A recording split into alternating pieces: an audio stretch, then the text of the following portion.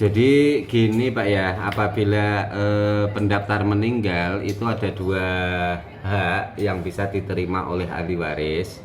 Yang pertama pelimpahan porsi dan yang kedua adalah pengembalian uang. Jadi kalaunya pengembalian itu menerima uang kembali waktu pendaftarannya. Terus apabila pelimpahan itu ahli warisnya akan menggantikan keberangkatan almarhum di dalam proses pemberangkatan hajinya. Itu kira-kira seperti apa? Yang pelimpahan atau pembatalan? Pembatalan. Ya, jadi kalau pembatalan itu pengembalian uang ke ahli waris. Atau sudah dimusyawarahkan ke pembatalan atau ke pelimpahannya gitu. Mungkin kalau belum tahu hak apa sih kan di dalam apabila ahli waris pendaftar haji wafat kan seperti itu.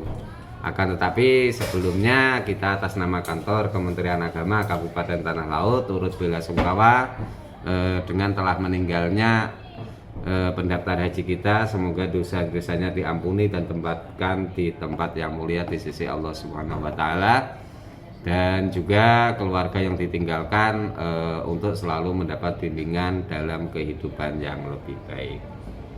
Oke, jadinya kemana Pak? Ke pembatalan atau pelimpahan?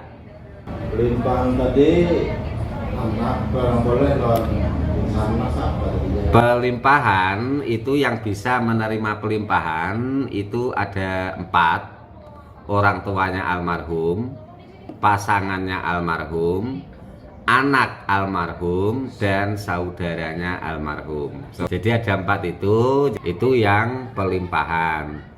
Ya misalnya digantikan oleh salah satunya.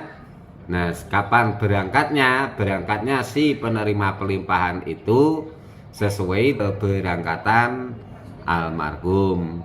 Misalnya almarhum berangkat di 2030, jadi yang menerima pelimpahan itu akan berangkat di 2030. Makanya kami tanyakan kepada Bapak hasil dari musyawarah keluarga itu ke pelimpahan apa ke pembatalan? Pembatalan aja. Oh, ke pembatalan. Diajukan tadi kan anak cucu. Oh gitu. Berarti karena tidak ada lokasi ke cucu, makanya ke pembatalan. Nah kalau pembatalan itu kembali ke aturan di dalam proses pembatalan yang dilakukan oleh ahli waris. Oke, jadi persyaratannya ada beberapa Pak masalahnya gitu kan. Persyaratannya beda untuk prosesnya. Anak almarhum berapa? 3. Termasuk sampean ya? Jadi kalau di dalam pembatalan kira-kira proses yang urus sampean. Di dalam proses ini kan ada beberapa persyaratan yang maaf mungkin memerlukan pengetikan dan lain sebagainya prosesnya. Jadi kalau yang mudah yang mengurus kan lebih mudah gitu loh. Misalnya kan sampai ke kecamatan, sampai ke capil kan gitu masalahnya. Mendampingi aja, cuma sampean yang mengurus gitu. Masalahnya alokasi warisnya cuma kepada sampean dan saudara sampean. Yang meninggal ini bapak atau ibu? Bapak. Untuk ibu masih ada? Oh sudah nggak ada juga. Nah berarti memang ahli warisnya 3. Masalahnya kan persyaratannya itu Pak gitu kan. Jadi kan persyaratannya kan seperti ini. Ada surat permohonan, terus ada sudah bikin akte lah, akte kematian lah. Belum. Jadi ada akte kematian atau surat keterangan kematian dari kepala desa. Itu bisa. Terus surat keterangan waris. Nah, surat keterangan waris itu yang dibikin oleh kepala desa. Kan seperti itu. Terus ada surat kuasa ahli waris dari saudara sampean yang berdua itu memberi kuasa kepada sampean. Itu persyaratannya. Makanya kami tanyakan ada anak sampean gitu loh. Banyak persyaratannya. Akta kematian. Kalau nggak ada akta kematian, kalau bisa saja sih menggunakan surat keterangan kematian dari kepala desa bisa.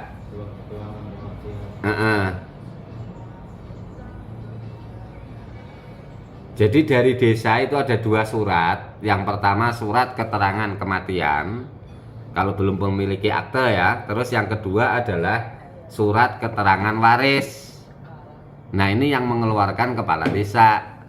Terus kalau surat kuasa waris itu dari saudara sampean yang berdua memberi kuasa kepada sampean. Itu anunya. Jadi kalau redaksinya sih seperti ini gitu. Ini contoh ya, ini contoh gitu. Nah ini kemarin kan ahli warisnya banyak nih, ada 5, ada 6. Terus ada surat pernyataan tanggung jawab mutlak. Nah seperti ini. Nah ini persyaratannya ada 11. Makanya kami tanyakan tadi kalau anak sampean bisa kesini mendampingi gitu. Nah contoh-contohnya seperti ini. Bapak persyaratan tadi, persyaratannya apa? Membawanya tulisan. Ya ini persyaratannya. Ini kan dibawa Kak. Bisa kami kopikan nanti. Bisa kami kopikan. Cuma kalau penjelasannya nanti ya itu ada 2 ya. Ada 2 yang dari pemerintah desa. Itu yang pertama. Yang ini. Ini Pak lah. Yang 2 ini dari desa. Yang 3 ini juga dari desa, ya toh. Terus yang lain, yang 4, 5 ini ada contohnya dari kami. Ya, surat keterangan kuasa. Nah, ini contohnya. Ini contoh surat keterangan kuasa.